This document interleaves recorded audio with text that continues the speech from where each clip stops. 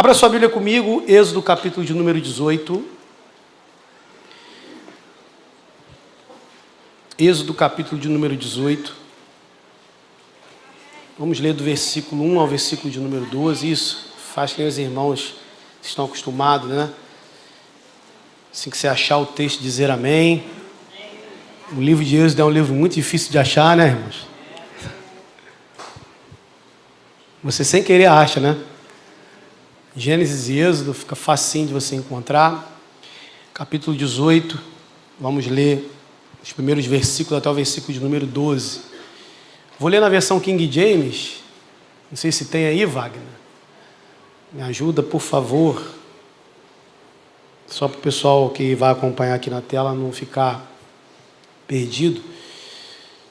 Diz assim: Jetro, sacerdote de Midian, sogro de Moisés, foi informado sobre tudo o que Deus havia realizado em benefício de Moisés e de Israel, seu povo, como Yahvé havia feito Israel sair do Egito.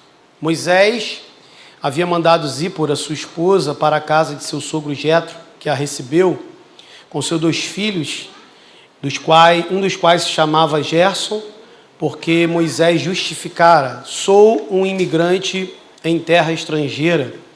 E o outro, Eliezer, porque o Deus de meu pai é minha ajuda e me libertou da espada de Faraó.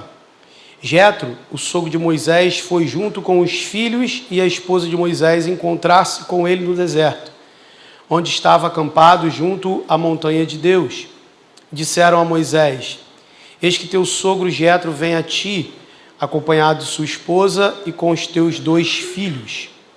Moisés saiu ao encontro do sogro, inclinou-se diante dele, abraçou-o e, indagando pelo bem-estar um do outro, entraram na tenda. Moisés contou ao sogro tudo o que o Senhor havia feito a Faraó e aos egípcios por causa dos filhos de Israel, assim como todas as tribulações que encontraram pelo caminho das quais o Senhor os livrara. Jetro alegrou-se por todo o bem que o Senhor tinha feito aos filhos de Israel, livrando-os da mão dos egípcios. Então Jetro disse: bendito seja o Senhor que vos libertou da mão dos egípcios e da mão do Faraó, e libertou o povo da submissão aos egípcios. Agora sei que o Senhor é maior do que os deuses, porquanto ele os superou exatamente naquilo de que se vangloriava. Jetro, o sogro de Moisés, ofereceu a Deus um holocausto e sacrifícios. Vieram Arão, todos os anciãos, para comerem pão com o sogro de Moisés na presença de Deus. Versículo de número 26 e 27, só para fazer um relato aqui, diz assim: esses foram estabelecidos como juízes permanentes do povo, e as questões difíceis levavam para Moisés, e todas as mais simples, no entanto, eles mesmos resolviam.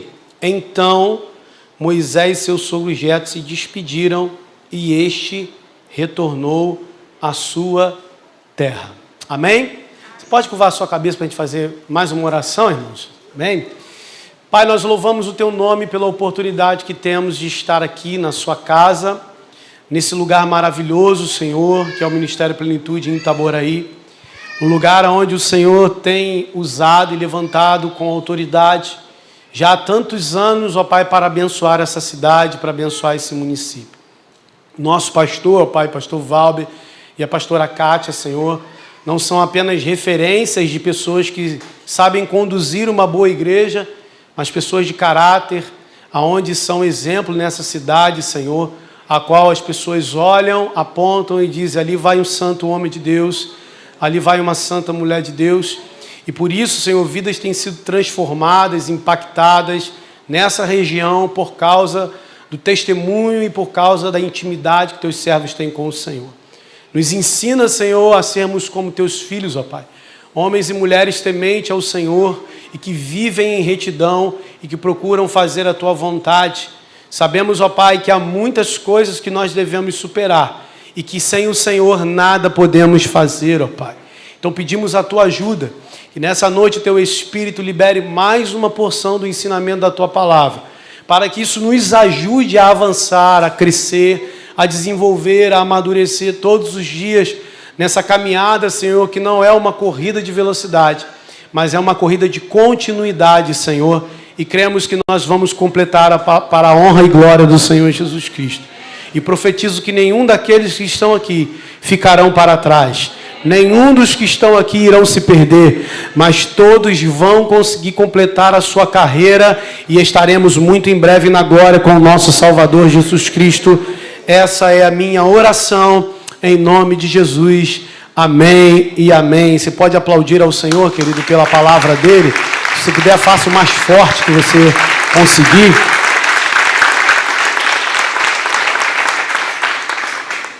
Bom, queridos, eu quero dar um tema a essa mensagem. Eu ministrei essa mensagem lá na igreja.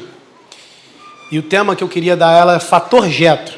Depois você vai entender o porquê. Eu vou explicar isso direitinho durante a mensagem. Vou tentar não ser pentecostal, e nem fazer as aplicações que eu fiz ou da forma como eu conduzi numa outra dinâmica, numa outra atmosfera, num outro tipo de culto. Esse culto aqui é um culto de crescimento. Amém, irmãos? Então nós estamos aqui para aprender determinadas coisas e extrair determinados ensinamentos, tanto bíblicos, que estão aqui inseridos no texto, como para nosso dia a dia, o nosso desenvolvimento e o nosso crescimento. Eu tenho certeza que o Espírito Santo tem muito para falar conosco aqui. Amém, irmãos? Bom, a primeira coisa que eu queria compartilhar com vocês, dentro daquilo que o Espírito Santo trouxe ao meu coração para poder compartilhar aqui, é que todos nós, todo ser humano tem dentro de si o DNA para liderar. Todos nós. Há pessoas que elas vão liderar grandes empresas, grandes grupos, um número maior de pessoas, um número maior de geografias. Outras vão liderar um grupo menor, vão ter autoridade sobre coisas menores. Mas por que eu falo que todo mundo tem dentro de si essa porção, esse DNA de liderança? Porque quando Deus formou o homem, e você vai ver isso lá no livro de Gênesis, capítulo de número 1, especificamente no versículo de número 28, o texto vai dizer que quando Deus formou o homem, deu a ele a autoridade para dominar sobre animais, sobre o campo, dominar sobre as coisas a qual o Senhor estava direcionando a ele essa liderança. E essas coisas deveriam se dobrar no sentido de obedecer à liderança que o homem estava recebendo. Então, seria utopia eu dizer que todo mundo vai liderar grandes empresas, todo mundo vai ser pastor de igreja, todo mundo vai liderar o ministério de louvor, o ministério de dança, todo mundo que tem aptidão para fazer alguma coisa necessariamente vai ter que liderar pessoas. Não estou dizendo isso. O que eu estou dizendo é que todo mundo parte e nasce com o princípio de uma liderança. E talvez a maior liderança que o homem pode ter ou pode fazer não é dominar um muito número de pessoas ou de geografias. Mas a primeira grande liderança que o homem precisa aprender a ter é a liderança pessoal. O domínio próprio talvez seja uma das maiores marcas de um líder, é saber dominar a si mesmo. E quando nós vemos esse texto, nós aprendemos aqui com um homem que foi chamado para poder liderar. E a liderança de Moisés não era uma liderança apenas pessoal, mas uma liderança que ela envolveria uma nação que antes era escrava, chamada para ser líder, que não tinha ainda esse nome de nação, era apenas um povo, uma classe de pessoas hebreias que estavam dentro de uma nação egípcia, considerada uma nação com regimento, e Deus queria tirar esse povo dali e levar para um lugar. Moisés é essa pessoa que Deus vai levantar. Moisés, a história de Moisés, o livro de Êxodo começa a falar de Moisés, pastor Ailton, a partir do momento em que a oração do povo, por causa da opressão de Faraó daquela época e dos seus funcionários, de todos aqueles que trabalham para Faraó e até mesmo do povo egípcio, começa a perturbar tanto o povo de Deus que a oração de sofrimento desse povo chega diante do Senhor. E quando essa oração de sofrimento chega diante do Senhor, diz a palavra que Deus começa a mover para que Moisés venha à terra, para que Moisés apareça, para que Moisés seja preparado para se tornar esse grande líder que nós conhecemos. Então guarda uma coisa que eu vou dizer aqui, existem grandes lideranças que nascem a partir do lamento de um povo. Vou repetir. Existem grandes lideranças geográficas, espirituais, emocionais, que elas passarão a surgir porque serão resposta do lamento e da oração de um povo. Talvez você não tenha ideia, mas talvez Deus está preparando você, levantando a você, porque há muito tempo atrás alguém chorou pedindo que alguém se levantasse, com a autoridade de Deus para ser resposta numa determinada nação, numa determinada localidade, numa determinada família. Então deixa eu profetizar algo para você. Deus não permitirá que você passe a sua vida inteira sem compreender o para que você foi gerado e para que Deus te levantou. Eu não estou aqui falando que o cara que liderou 100 mil, 200 mil, 1 milhão é mais importante do que o cara que liderou a sua família. Porque existem pessoas que lideraram 1 milhão de pessoas e perderam a sua própria casa. E a Bíblia diz, o que adianta salvar o mundo inteiro e perder a sua própria vida? Então, o sucesso da liderança não é a quantidade de pessoas que você lidera, mas é você conseguir levar até o final aquilo que Deus colocou na tua mão para liderar. Amém? Então Moisés tem essa missão. E esse momento de começar a estar à frente desse povo, do povo hebreu, vai partir lá para os 80 anos de idade, mais ou menos, de Moisés. Porque os primeiros 40 anos de Moisés vai viver dentro do Egito. Eu não preciso me aprofundar nisso, porque o mestre dos mestres fala muito sobre isso aqui, e ele é talvez uma das grandes lideranças a falar sobre o assunto do povo hebreu, do Egito, que é o nosso pastor Valber. Você vai ver que 40 anos ele vai viver dentro do Egito e vai viver como um príncipe, vai viver como um livre. Depois, Deus começa a mover para que ele vá para uma nova região, porque todas as coisas acontecem dentro do plano de Deus. Até aquilo que a gente pensa que saiu do nosso controle, na verdade, nunca saiu do controle de Deus. E aí Moisés, fugido, vai viver 40 anos em Midian. Uma terra completamente diferente do que era o Egito em termos de prosperidade, em termos de crescimento, em termos de influência. O Egito era o império do momento, era a nação do momento. E diz a palavra então que Moisés vai viver lá, escondido, de maneira segura, formando família, e aí até que Deus vai chamá-lo e ele vai voltar ao Egito para poder assumir essa liderança, que talvez durante esses 80 anos, antes de a sarça pegar fogo, ele sequer imaginava que ele teria. Por mais que ele apresentasse sinais desse sentimento de ser um libertador, ele, na verdade, não tinha tamanho nem dimensão do que Deus estava preparando para ele. O apóstolo Joel Pereira diz que Moisés dava sinais de que ele era o libertador quando ele vai matar o egípcio que está agredindo o hebreu. Só que quando ele se move ali, ele está se movendo ainda fora do tempo. E quando você tem uma missão, mas ainda não está preparado para a missão, você pode estar fazendo até aquilo que parece ser certo, mas fora da gerência de Deus, você faz errado. Não era a mesma coisa? Ele não estava libertando um hebreu da mão de um egípcio? O que ele ia fazer depois? Não ia libertar uma nação da mão dos egípcios? O problema é que quando você faz isso fora do tempo, dá errado. O resultado é fuga, você tem que se esconder, porque você não tem a proteção e a promoção de Deus para isso. Então eu quero te dizer, querido, existe uma fase e uma etapa para cada nível de liderança da tua vida. Se você não começar aprendendo a se liderar, você nunca vai ser colocado para liderar coisas que envolvem pessoas. Você está aqui? Amém. Glória a Deus. Então, esse trabalho de Moisés, essa questão de Moisés, dessa autoliderança vai sendo trabalhado. E por mais que tenha sido trabalhado isso 80 anos, você vai ver que lá quando ele está no deserto, irmã Zezé, ele apresenta ainda dificuldade desse autodomínio. Quando ele, na direção de Deus, Deus fala para ele falar a pedra, ele bate na pedra.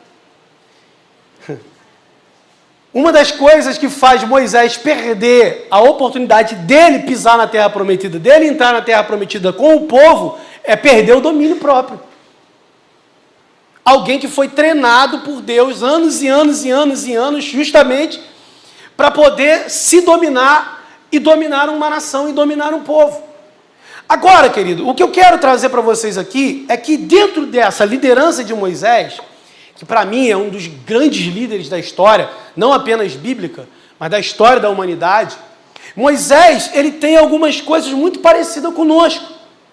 Ele é gerado para formar esse libertador dentro dele, para uma missão maior, libertar esse povo de umas mãos pesadas que Faraó tem, e que cada vez vai se tornando ainda mais pesada, porque a questão numerosa dos hebreus estarem se tornando dentro do Egito passa a ser um risco para o povo hebreu, e algumas lideranças que andam perto de Faraó falam na cabeça dele, dizendo, esse povo está multiplicando, esse povo está crescendo, daqui a pouco eles vão se revoltar contra a gente, ou vão se juntar a outras nações e vão se rebelar e vão derrotar a gente. Tem que fazer alguma coisa. A decisão, então, do Faraó é forçar um trabalho ainda mais difícil, porque trabalhando pesado, cansado, dificilmente eles teriam um pensamento ou força para poder se levantar contra.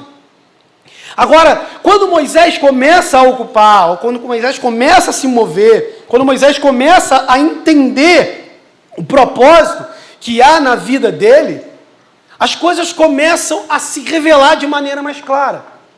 Quando nós olhamos aqui algumas situações que preparam Moisés para viver isso, nós vamos entender que esses são alguns empurrões de Deus a Moisés para que ele se posicione e chegue no lugar que vai dar o início, vai startar justamente essa missão que há na vida de Moisés. Repita comigo, existe um lugar exato aonde Deus quer que eu esteja para que comece a maior missão da minha vida. Olha para mim. Há pessoas que já começam a desenvolver a sua missão de vida novo. Há outros que vão começar com 80 anos. Idade nunca será um problema para Deus. É para você dar glória, irmão. E eu fiz 37 essa semana aí que passou. Eu estou começando a ficar preocupado que eu estou perto dos 40. Os mais idosos aqui, eu falo assim, que você é bobo, tu é novo ainda. Mas você quando tinha 37, você também ficou preocupado com os 40 chegando. Mas deixa eu dizer uma coisa para você. A questão é que Deus não se preocupa com a idade. Deus se preocupa com a formação. Não importa se você vai desenvolver um ministério com êxito em 2 anos, em 1 ano, desde que você faça isso estando na plenitude do entendimento da tua missão. Porque existem pessoas que podem assumir a sua missão e desenvolvê-la com 40 anos e não ter o mesmo êxito que uma em 1 ano fez. Jesus, em 3 anos, formou 12 discípulos. Um se tornou traidor, outro ocupou o lugar. Mas em 3 anos, Jesus formou uma galera que revolucionou a história. Mas esperou-se 30 anos para ele começar o seu ministério. E quando ele começa o seu ministério, os resultados são fortes. Eu quero ser boca de Deus para alguém aqui. Talvez você esteja falando assim, está demorando o que Deus prometeu, está demorando o que Deus falou que ia fazer, está demorando o ministério desenvolver, está demorando a minha vida profissional alcançar aquilo que Deus prometeu. Eu quero te dizer que a demora é apenas na tua ótica, porque quando começar, vai começar quando você atingir a plenitude da maturidade, do entendimento, da compreensão daquilo pela qual você foi chamado. Eu vou fazer isso pouco hoje, porque aqui nosso mestre fala, coisa chata isso. Mas senão eu vou perder meu DNA. Vira para o teu irmão que está ao seu lado. Fala para ele assim, quando você compreender o que Deus quer fazer através da sua vida, vai haver uma aceleração como nunca houve na tua história. Porque quando, meu irmão, você está fora da missão, as coisas parecem que demoram a acontecer. Mas quando encaixa, Ah, alguém entendeu aqui no canto. Quando encaixa, quando as coisas começam a liberar, quando as coisas começam a encaixar, há uma aceleração de coisas que estavam esperando apenas o meu alinhamento com o plano de Deus. Eu vim profetizar para alguém, nós estamos no ano de um novo caminho. Pessoas aqui nessa igreja vão se alinhar com o propósito de Deus. E coisas que demoraram 30, 7, 10 anos, 4 anos, vão começar a ser liberadas numa velocidade a qual você terá que dar um jeito de organizar a agenda, organizar tempo, organizar, meu irmão, a tua vida para dar conta de tudo aquilo que Deus está fazendo.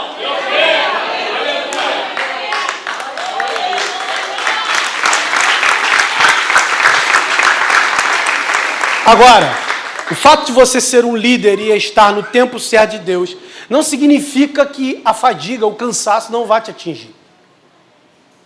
Porque muitas das vezes, por mais que você esteja pronto, alguns ensinamentos nós aprendemos no meio do caminho. Nós compreendemos no meio do caminho. Existem momentos que você está fazendo coisas para Deus, mas está cansado. Você está fazendo coisas para o reino, mas está fadigado. Você está ajudando pessoas, mas você mesmo está emocionalmente abalado. Você está abrindo portas para outras pessoas, destravando vidas, mas há áreas na sua vida que estão entrando para um caminho em que talvez está começando a haver travas, que estão impedindo você de desenvolver e de evoluir. Moisés, ele começa essa missão e está tudo dando certo. Deus é com Moisés. O povo reconhece isso, por mais que tenha a teimosia, por mais que tenha a resistência, o coração, como diz a palavra, seja o povo de um coração duro, petrificado. Mas o interessante é que tudo que Moisés faz em nome do Senhor dá certo. Tudo que Moisés está realizando diante do Senhor está acontecendo. Ele ora, ele fala com Deus, as pragas vêm, ele fala com Deus, o Senhor manda marchar, o mar se abre, tem coluna de fogo, tem coluna de fumaça, uma hora a coluna está na frente, outra hora a coluna está atrás. Ele fala a rocha, sai água, ele pega um graveto, joga nas águas amargas e as águas amargas viram doce. Logo à frente aparecem fontes de águas maravilhosas e lugar de descanso. Moisés é uma liderança que tem a provisão de Deus como a sua marca. Só que Moisés é um ser humano, como eu e você. E quanto maior for o teu nível de responsabilidade, maior tem que ser o teu nível de resistência. Quanto maior for o teu nível de responsabilidade, de liderança, maior será o nível que você vai precisar ter para lidar com os seus desafios pessoais. Tem dia, meu irmão, que você vai orar, que você vai profetizar, que você vai chegar no teu trabalho e vai ajudar alguém, vai orientar alguém sobre casamento, vai colocar a mão sobre um enfermo, ele vai ser curado, mas você vai ter que lidar com uma enfermidade sua. Vai ter que lidar com um momento de adversidade no teu casamento. Um momento de adversidade na tua relação com os seus filhos. Por quê? Porque nós não somos imunes aos desafios. E a caminhada é longa e ela gera tempos de cansaço. É por isso que a palavra diz que nós devemos profetizar e declarar a nós mesmos a importância de quando estamos fracos, é que estamos fortes. Você pode me ajudar? Eu posso estar fraco, mas eu sou forte. Diga, eu sou forte. Fala para alguém, você é forte. Olhar para o magrinho que nem eu e falar assim, você é forte, é até cômico. Mas o que eu quero dizer com isso é que quando nós pensamos que não vamos dar conta, nós aí entendemos a manifestação poderosa do Espírito. Porque quando nós estamos realizando e vemos o nosso talento, a nossa força, a nossa capacidade de gerenciar, esquecemos por alguns momentos que somos dependentes de Deus, mas quando estamos fracos, é aí que realmente nós somos fortes. Por quê? Porque o poder de Deus vai se aperfeiçoando na minha e na sua fraqueza. Não tenha medo dos dias de fraqueza, porque é ali que Deus se revelará forte através da sua vida. Me ajuda aí, meu irmão. Há pessoas que têm pavor do tempo de fraqueza, têm medo dos tempos de adversidade, mas se tem um lugar maravilhoso para conhecermos os milagres de Deus, para conhecermos as manifestações poderosas de Deus, são nas adversidades. Tem gente que começa o ano falando assim: Senhor, no final do ano eu quero dar um testemunho no culto da virada. Você entendeu a oração que você fez? Você entendeu o pedido que você fez? Deus, eu quero dar um testemunho no final do ano. Então se prepare. Se prepare, porque talvez esse testemunho esteja atrelado a um tempo de adversidade. Deus se manifestará nele e transformará o caos em bênção. Todos os milagres que você vê que Jesus operou, tinha alguém sofrendo. Fica bonito quando contamos depois, mas o processo é doloroso e difícil. Você está aqui? Agora, esse contexto de fadiga é uma coisa natural. E Moisés é esse cara que vai enfrentar esse tempo complicado na sua missão de liderança. E aqui eu quero destacar o desafio que ele teve até o final do processo. E mesmo tendo esses desafios, destacando esses desafios, ele não vai desistir. Por quê? Porque pessoas comprometidas com a sua missão de vida chegam até o final. Alguém entendeu? Então vou repetir para quem não escutou e não entendeu. Eu vou repetir.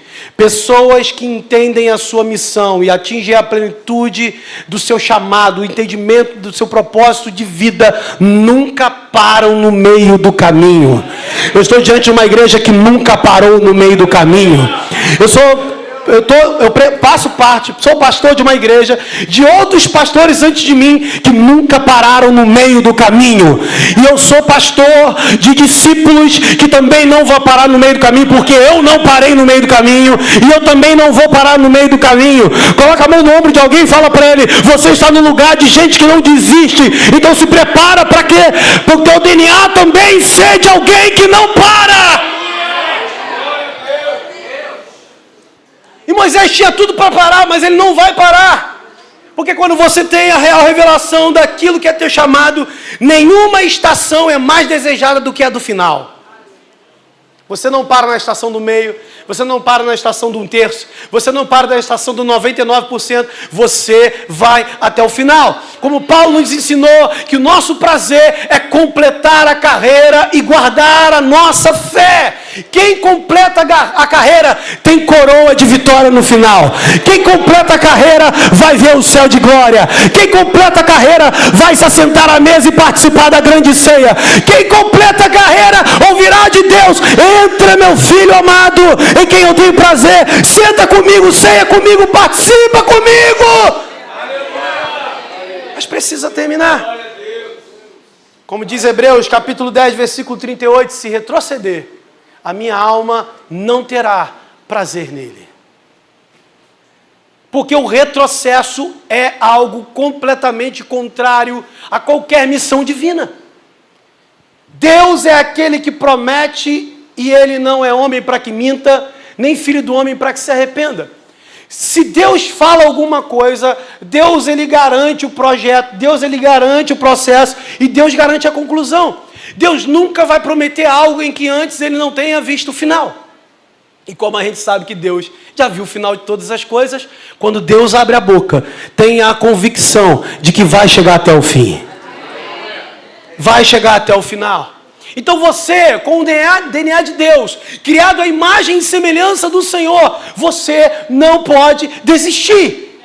Você não pode parar, você pode até ter um sentimento, porque você é carne, mas você tem a fé, e a fé traz à existência aquilo que meus olhos não conseguem enxergar. Pastor, eu não vejo saída, não tem problema, nós não nos movemos pelo que vemos, nós nos movemos pelo que cremos. Você não se move por algo que está vendo, mas você move por aquilo que Deus falou ao teu respeito, e Deus falou alguma coisa para você, e essa palavra é: você vai dar certo, meu irmão. Repita comigo: nós não somos daqueles que retrocedem. Não, você tem que profetizar isso com verdade. Diga: eu não sou daquele que retrocede. E eu entendo de que esses momentos desafiadores de nossas vidas, algumas coisas são indispensáveis ter. Esse texto cita um período da caminhada de Moisés que está durando, desde o momento que ele sai do Egito, mais ou menos 3 meses.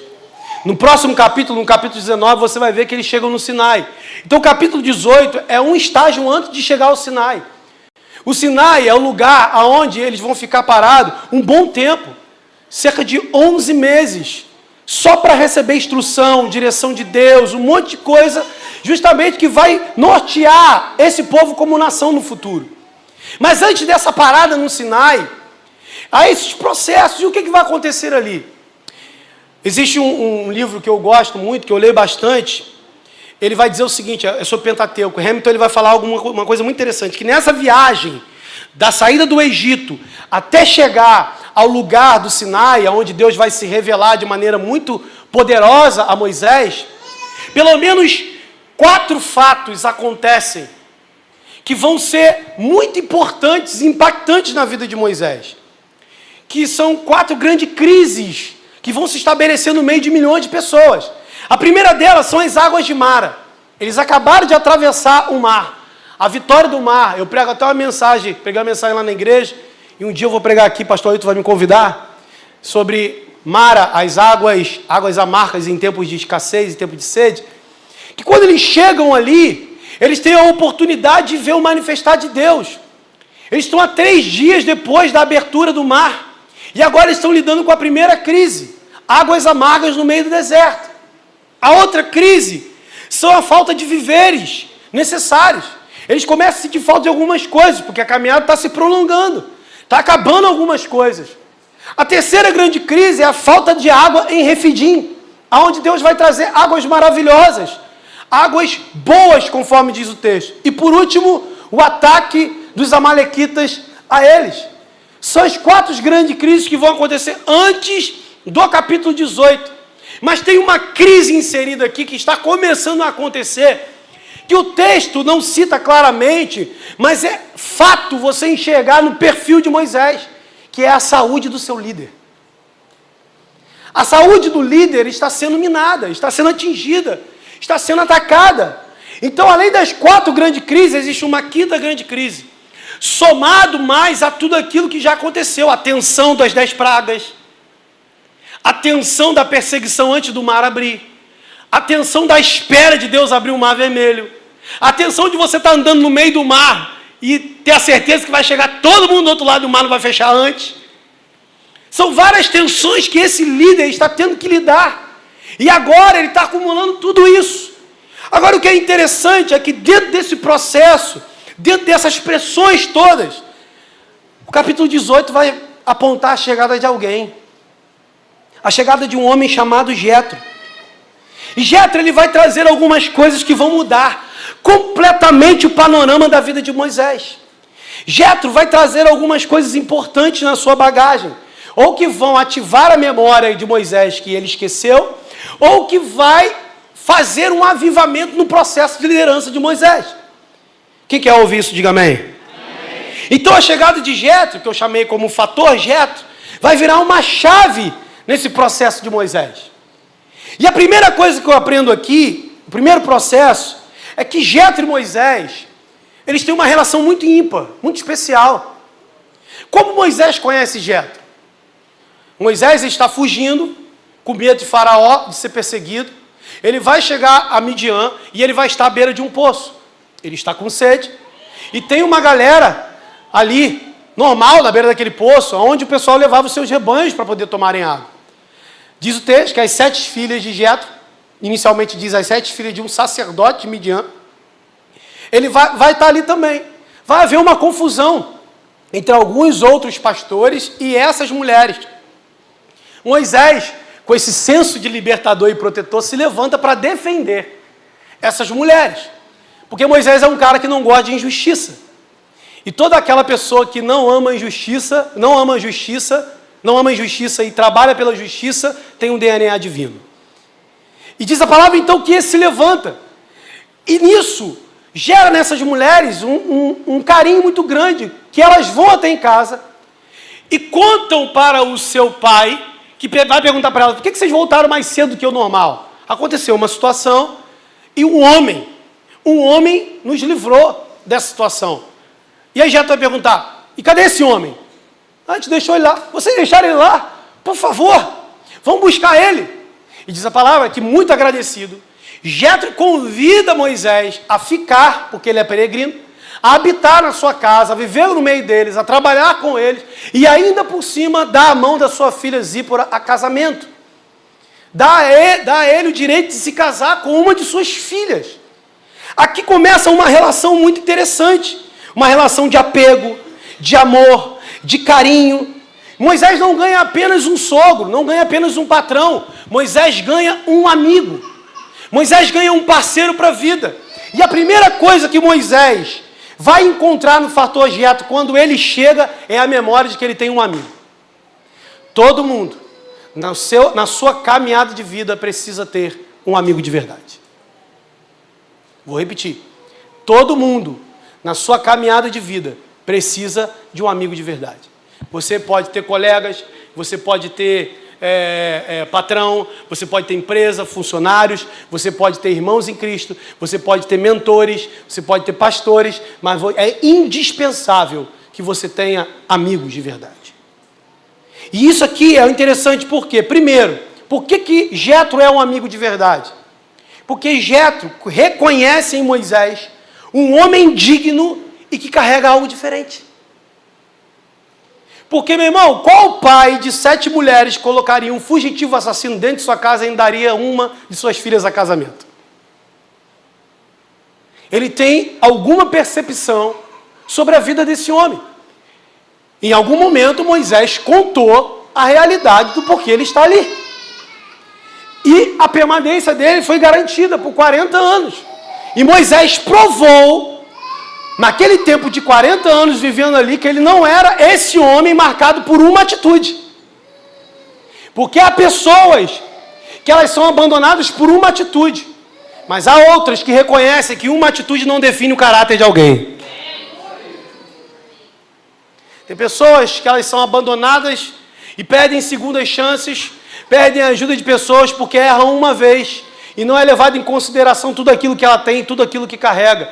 Aquilo que você carrega não te torna alguém que nunca vai errar, que nunca vai vacilar. Mas tenha amigos e pessoas que honrem e valorizem aquilo que você carrega. E não simplesmente os pequenos erros que você comete. Quem tem um amigo assim? O segundo ponto é que ele é um amigo de verdade porque ele é dono de uma terra. Ele dá abrigo a Moisés. Ensina ele a profissão, porque Moisés não era pastor, mas vai se tornar pastor, porque passa a pastorear as ovelhas da casa de Jetro. Dá a ele uma profissão, dá a ele uma condição, e ainda por cima, não recebe a chamada que Moisés recebe. Isso aqui é um amigo de verdade, quer ver? Escuta aqui. Moisés aparece lá, ele dá lugar para Moisés, Moisés habita lá, começa a ter a mesma profissão com ele, pastoreia as ovelhas que pertencem a Jetro, casa com a filha de Jetro, e na hora que Deus vai chamar, Deus não chama Jetro, Deus chama Moisés. E você não vê em nenhum momento crise em Moisés, porque Deus não escolheu em Jetro, porque Deus escolheu Moisés e não ele. Mas eu sou maior aqui em Midian, mas eu fui que dei abrigo. Esse cara não era ninguém quando chegou aqui. Esse cara era assim, é assado. Eu fiz mais do que ele, eu faço mais do que ele. Se não fosse eu, ele não seria ninguém. Nós precisamos de amigos, escute isso, nós precisamos de amigos que façam pela gente, mas que não entrem em crise quando Deus faz por eles. Porque qual homem que cede tudo que tem, promove oportunidade de vida, e na hora da convocação não é ele que é convocado e não entra em crise? Vira para o teu irmão, pergunta, você tem um amigo assim? Moisés, quando vai embora de Midian, dizendo, vou voltar para o Egito, pensa em você que abriu, deu lugar, deu emprego, deu moradia, deu filha para casamento, gerou família para ele. Um dia ele vira para você, eu vou embora porque Deus está me chamando para voltar do lugar onde eu saí fugido. Primeira coisa que qualquer pessoa que não entende a missão de um amigo vai dizer, você é ingrato. Você é um ingrato.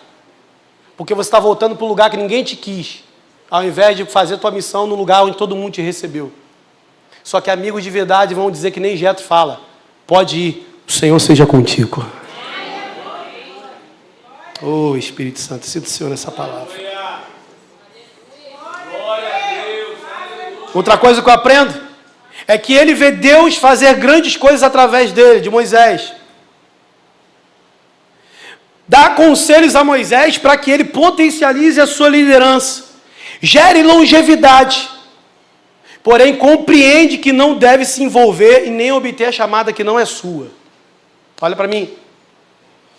Quando você lê o capítulo de número 18, a partir do versículo de número 13, Jetro aparece e vê Moisés enrolado na liderança da multidão, querendo resolver o problema de todo mundo. E dá dica a ele para poder dividir a liderança, grupo de 50, grupo de 100, os grupos lá sobre liderança. Agora olha para mim, olha o que Jetro vai fazer. Jetro vai dar a dica, Jetro vai dizer o que tem que ser feito, e depois que faz o que tem que ser feito, diz a palavra, agora eu vou embora para minha terra. Moisés, fica aqui, é muito bom ter o Senhor comigo, é uma segurança para mim, ter alguém com a autoridade que você tem. Você agora que está começando a reconhecer o Senhor como Deus Todo-Poderoso, mas você tem uma gerência de liderança, você liderou família, tu era sacerdote em Midian, tu conhece as coisas meio que espirituais e agora vai ter a oportunidade de somatizar comigo. Jetro fala assim, não, fica tranquilo, eu já fiz aquilo que tinha que ser feito, vou voltar para casa. Por quê? Porque tem gente, escuta isso aqui, há pessoas que elas nos ajudam e querem nos obrigar a incluí-las dentro da missão. Tem gente que abre porta e se sente dono da porta. Jetro, ele veio, destravou uma parte da vida de liderança de Moisés e não ficou lá para poder usufruir disso. Por quê? Porque o fato de Deus ter chamado meu amigo para alguma coisa e eu ter ajudado ele a alcançar aquilo que Deus tem para ele, não significa que aquilo que ele está usando ou aquilo que ele tem seja para mim também. Tem alguém bonito perto de você? Cheiroso? Terça-feira é mais difícil, né? Vira para ele assim, cuidado. Fala para ele, cuidado, para você não se apaixonar pela missão dos outros, só porque você cooperou com alguma coisa.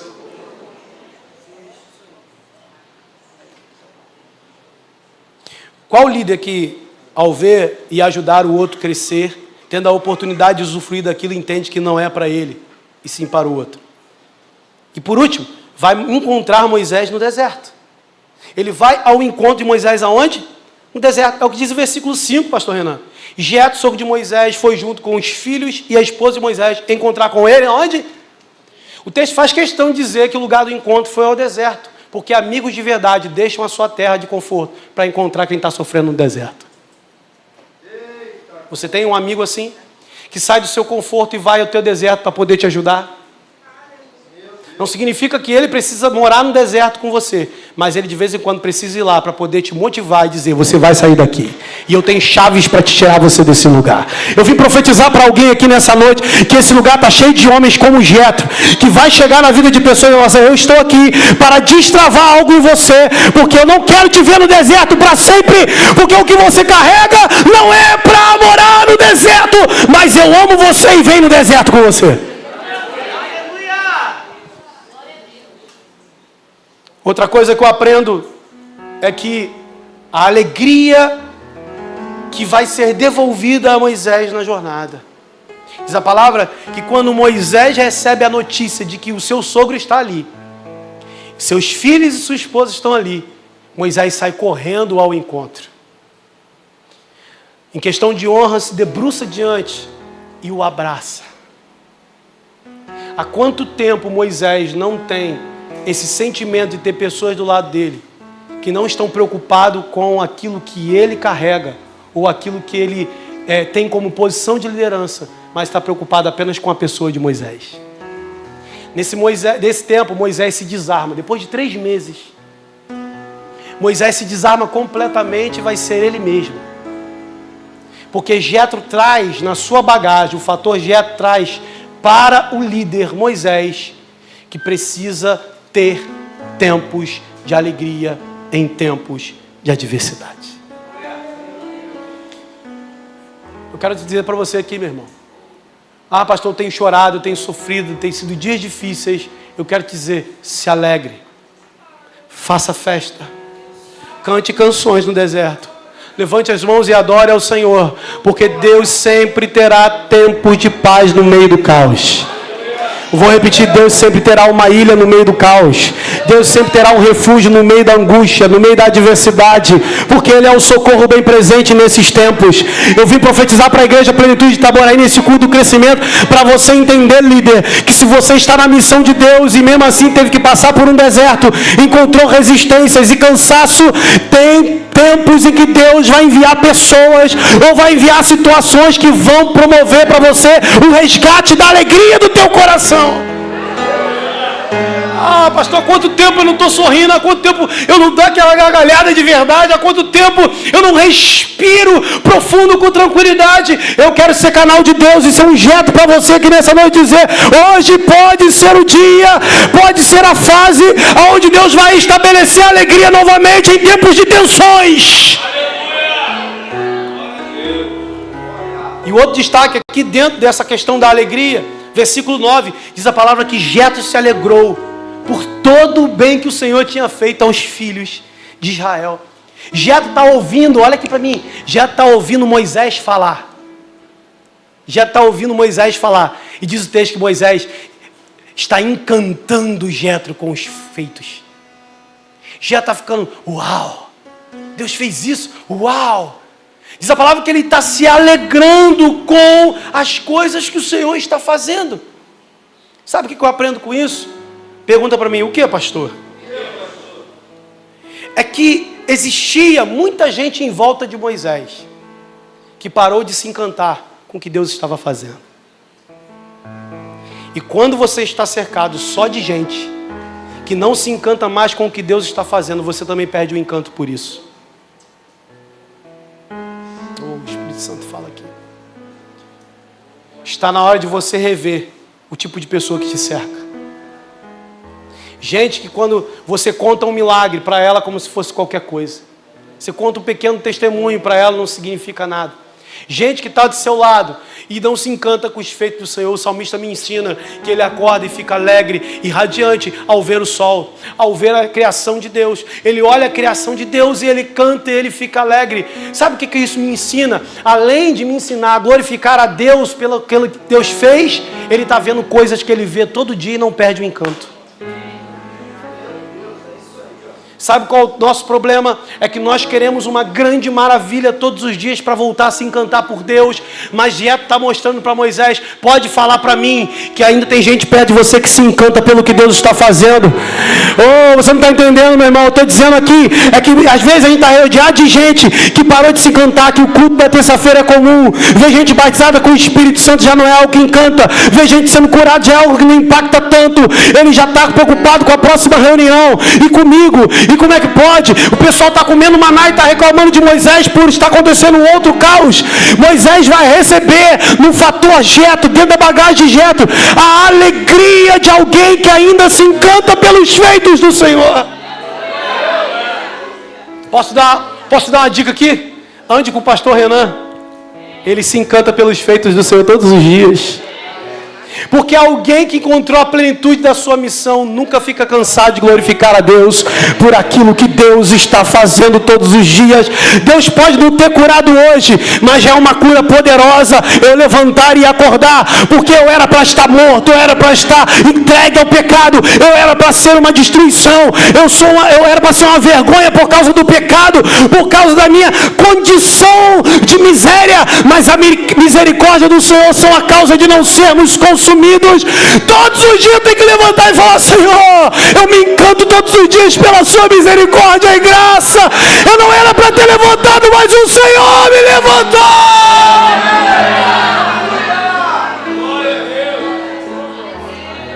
Olha para essa pessoa que está só, vê se ela tem cara de que é alguém que está encantado.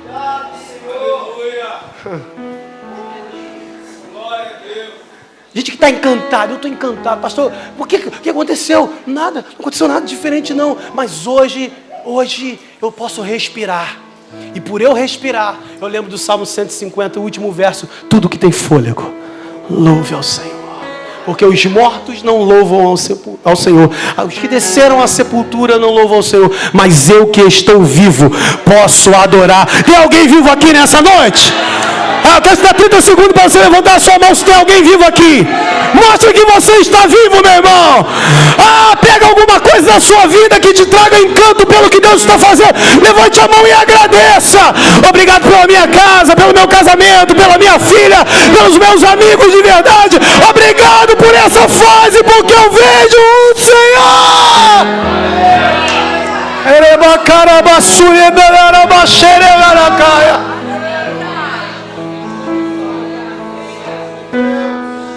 Eu vou terminar. Uma coisa que Moisés recebeu da bagagem de Jetro também foi família. Diz o texto que Jetro não chegou sozinho, pastor Renan. Veio com ele a esposa de Moisés e os 2 filhos. O que eu acho interessante aqui é que o texto faz questão de mencionar os nomes dos filhos. Por quê? Os nomes dos filhos representam uma fase que Deus atuou e agiu na vida de Moisés. Quando chegam os 2 filhos na tenda de Moisés, o que Moisés lembra? Quando ele vê o seu primeiro filho, que se chamava Gerson, ele olhou assim: eu era um imigrante em terra estranha, e o Senhor cuidou de mim. Ele está no deserto, gente. Uma promessa de vai chegar num lugar. Ele está num lugar, numa terra estranha. E ele vê o filho entrando, chegando. O Senhor é aquele que foi comigo em terra estranha. Obrigado por me lembrar dessa promessa, Senhor. E o segundo filho também vai entrar. E o segundo filho é Eliezer e vai dizer: o Deus de meu pai é minha ajuda. E me libertou da espada de Faraó. Eu estava com a espada da morte na minha garganta, mas o Senhor me livrou. O que são os desejos dessas pessoas que estão no deserto querendo me matar e me apedrejar, diante do Senhor que me livrou da espada de Faraó? Ele recupera, porque a família traz esse sentimento. Mas tem uma outra coisa interessante, é que desde o momento em que Moisés sai de Midian e volta para o Egito, diz o texto que ele vai com a sua esposa e com os seus 2 filhos. Mas em um determinado momento, e aí os estudiosos, as pessoas mais profundas em termos dessa parte da vida de Moisés, afirmam, outras não preferem afirmar, que talvez essa ruptura da presença da família de Moisés se dá no momento da circuncisão dos filhos. Quando o anjo vem para poder matar. Acontece alguma coisa ali, eu não sei se medo de Moisés em ter a sua família na caminhada e correr riscos. Volta para casa.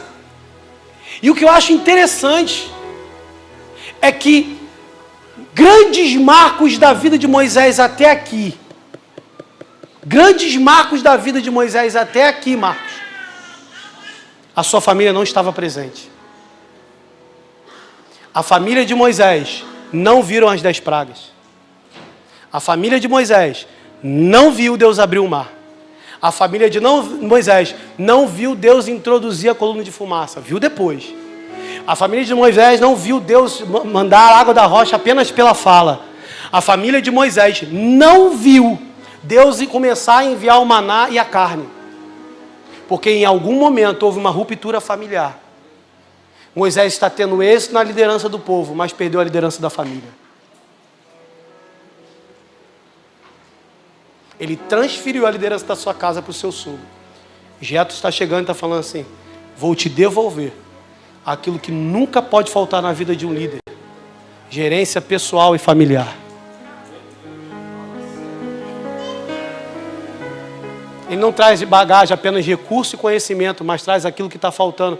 Pensa só você, o cara que olha para o lado e só vê gente cheio de interesse, e agora novamente tem a sua família junto com ele. A sua família junto com ele. Por quê? Por mais que Moisés tenha tido uma boa ação de livrar a sua família do caos, a gente precisa entender, querido, a luta, quando ela vem para a família inteira. E a vitória, quando vem para a família inteira. Nós choramos juntos, nós celebramos juntos, nós sofremos juntos, nós glorificamos juntos. Eu quero te dizer que quando Deus está no negócio, Deus protege a mim, Deus protege a minha casa. Deus, quando mandou Noé fazer a arca, entrou a ele, a sua esposa, o filho e as mulheres dos seus filhos. Eu quero dizer alguma coisa para você, que quando Deus tem uma missão na tua vida, Deus não vai deixar os seus de fora, meu irmão. E a família de Moisés ficou de fora de perceber e ver. A família de Moisés ouviu falar o que Deus estava fazendo através dele. A pior coisa é quando nós temos uma família e ela não participa do que Deus está fazendo com a gente. Faz só comigo. Eu sou usado por Deus, eu recebo, eu tenho isso. As pessoas me reconhecem, eu tenho essa ação de Deus. Mas o meu filho, e a minha filha, e a minha família, e a minha casa, eu quero profetizar em nome de Jesus que Jetro está vindo aí. Ah, você não entendeu. Jetro, em nome de Jesus, será a figura do Espírito Santo, que vai trazer a família para dentro do negócio, vai devolver a alegria da família. Eu quero profetizar a você, pastor, essa palavra é linda, mas não funciona para mim porque eu não tenho família, eu estou sozinho. Eu pego a palavra de Salmos que diz que Deus faz um solitário habitar em família.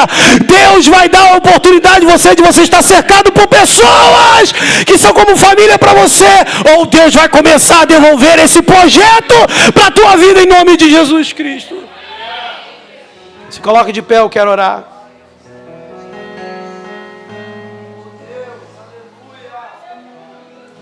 E eu quero te fazer uma pergunta. Por que você está privando a sua família de participar do projeto?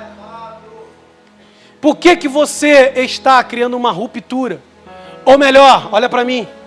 Porque a tua missão está danificando a tua casa. Por que a tua empresa está acabando com o teu casamento? Por que o teu emprego está acabando com a relação tua com teus filhos? Ah, pastor, eu tenho muita conta para pagar, então eu tenho que trabalhar mais tempo, eu tenho que fazer mais coisas. Qual o preço que custará isso? Qual o preço que custará isso? Eu quero te dizer, da parte do Espírito Santo, com todo temor e tremor, o fator Jetro vem para virar chaves na nossa vida. Entender que essas coisas são indispensáveis numa caminhada de alguém que foi chamado para viver o melhor de Deus. E eu quero orar por você. Pastor, eu preciso de um amigo como esse. Esse amigo que faz isso, que está comigo do meu lado, que não me usurpa. Preciso de pessoas assim. Pastor, eu preciso da graça de Deus para voltar a ter uma alegria na minha caminhada difícil. Pastor, eu preciso que venham pessoas que me ajudem, que me direcionem, porque eu estou a ponto de desistir do projeto. Pastor, eu preciso devolver a minha família para dentro dos meus projetos, dos meus sonhos. Eu quero orar por você agora.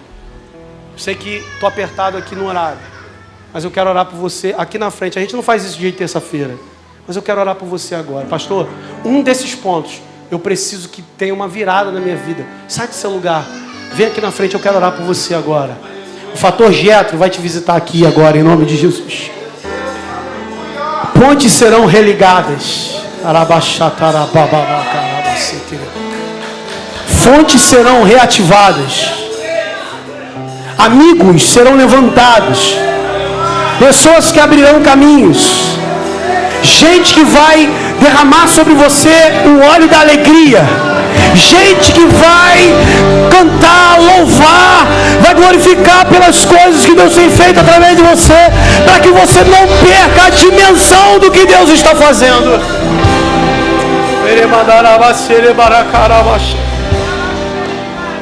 Vou pedir os pastores, por favor, ore por eles. Uma oração bem singela. Coloque a mão sobre eles. Abençoe o pessoal da intercessão também. Nos ajude em nome de Jesus.